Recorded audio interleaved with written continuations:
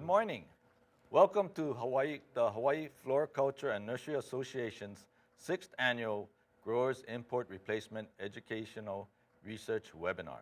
I am Glenn Sacco, and I am an Economic Development Specialist with the County of Hawaii Department of Research and Development, and I will be your moderator.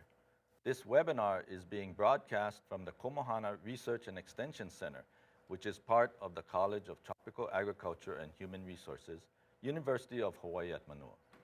We are very concerned about the spread of COVID-19 and are taking steps to prevent it. Each person here has had to show verification of being fully vaccinated or a negative test result within the last 7 days.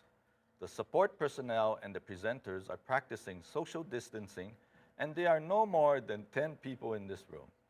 Each person has sanitized their hands and are wearing a mask until they come on camera to speak. Eric Tanouye is the president of Greenpoint Nurseries. Greenpoint Nurseries is located in Hilo and is a grower and exporter of Hawaiian tropical flowers, foliage, and plants. Eric's industry involvement includes serving as the current president of Hawaii Floriculture and Nursery Association, which is often called HFNA, and as president of the Synergistic Hawaii Agriculture Council, also called SHAC. So Eric will be delivering his welcoming remarks. Eric, thank you for joining us today. Thank you, Glenn, so much for always being our moderator. Thank you so much.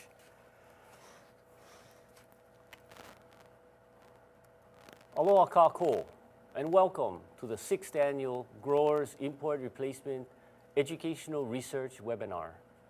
First of all, I want to say mahalo nui loa to the presenters who have joined us to share their mana'o and knowledge at today's webinar.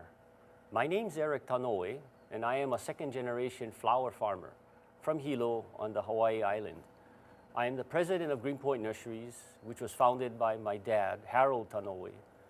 I have 2 sons, Chris and John, representing the 3rd generation of our family business. I'm also the president of Hawaii Floriculture and Nursery Association, or HFNA, and have been since its inception in 2008. Due to my involvement with CTAHR in an advisory capacity and as a CARET member, I was given access to a study by Guild Consulting called The Third Decade.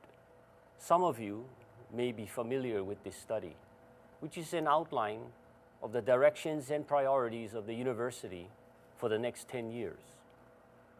One of the points made in the study is relevant to what we've been doing these past 6 years, and I want to share with you an excerpt from a section called Outside In. UH's town-grown interaction or community engagement comes down to individual, entrepreneurial bridge builders who create practical working links to external communities and organizations.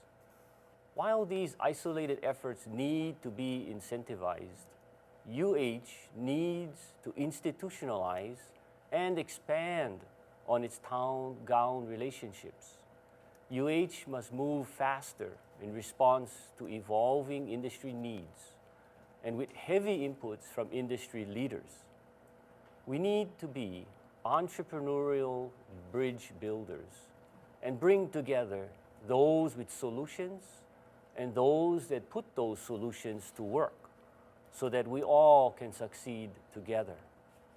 With the current headwinds that our industry is facing, such as climate change, we need to be able to adapt and evolve in an efficient and timely manner. 2021 is being forecasted as one of the hottest years on record, despite La Nina and the daily news of heat waves, drought, wildfires, hurricanes, tropical storms, floods are creating anxiety. I'm concerned for the future of my sons in the business, as well as all Hawaii family farms, and what they'll be dealing with in the not too distant future. That is why our strategic alliance with researchers are critical. They are the science and technology backbone in our industry, and put value into the saying, your success is our success. I'd like to leave you with a message. We need to tell our story. Corporate storytelling is an effective tool in branding and influencing consumer demand. We have a track record going on 6 years, and we have a good story to tell. Our stories can influence the university's leadership, legislators, grant funders, the business community, and the general public. Let's tell our stories and increase our influence. Mahalo nui loa to our sponsors, Hawaii Department of Agriculture, Market Development Branch, Hawaii County Department of Research and Development, UH-CTAHR, UH-CTAHR Cooperative Extension Service, CES, and UH-CTAHR Komohana Research and Extension Service. Also mahalo to our researchers and presenters today. Hawaii County Department of Research and Development, Mr. Glenn Sacco, our moderator, USDA Agriculture Research Service, Daniel K. Inoue, Pacific Basin Agricultural Research Center, PBARC, Dr. Lisa Keith, Dr. Roxana Myers, and Dr. John Suzuki. UH-CTAHR, Dr. Teresita Tessiamore, Dr. Orville Baldos, and Dr. Richard Criley. And UH-CTAHR CES, Dr. Joanna Blasey, Mr. Russell Galanti, Dr. James Keach, and Ms. Hannah Luchin. Synergistic Hawaii Agriculture Council, called SHAC, Mr. Gordon Inoue and Ms. Suzanne Schreiner. And our videographer company today, Out of the Sea Media, Lindsley Stan, and our 2021 HFNA, Import Replacement Educational Research Webinar Committee. Our 2021 HFNA Board of Directors, volunteers, and staff.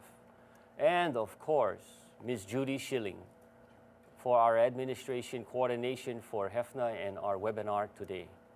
Let's have a great and productive day, everyone. Aloha.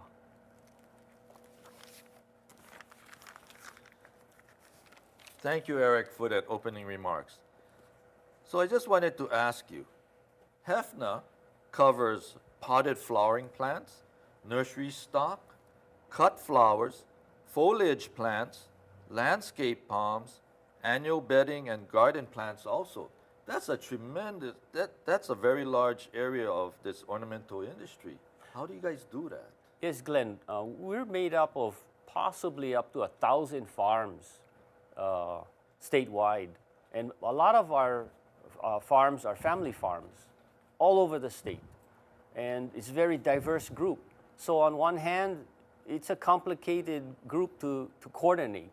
But our growers are very dedicated to what they do, their family businesses, and they love the crops they grow, which makes a diverse amount of product being consumed in the state and for export. Yes, according to the 2019 statistics, you had $89.2 million in sales, and the number of horticultural operations increased by 18%. We are very proud of those numbers, as you understand and can probably assume, Glenn. We did have some catastrophes in the past. In 2014, we had the tropical storm Iselle, which damaged a lot of our nurseries in East Hawaii and lower and upper Puna. And followed by 2018, we had the eruption in Kapoho and, of course, the pandemic that we're still going through. And still, our growers are resilient. As family farms, they're hanging in there like everyone else, and they're not giving up. So we're really proud of our performance and glad that those numbers are on the upswing. Thank you very much, Eric. Thank you for all you do. Thank you, Glenn. You're welcome.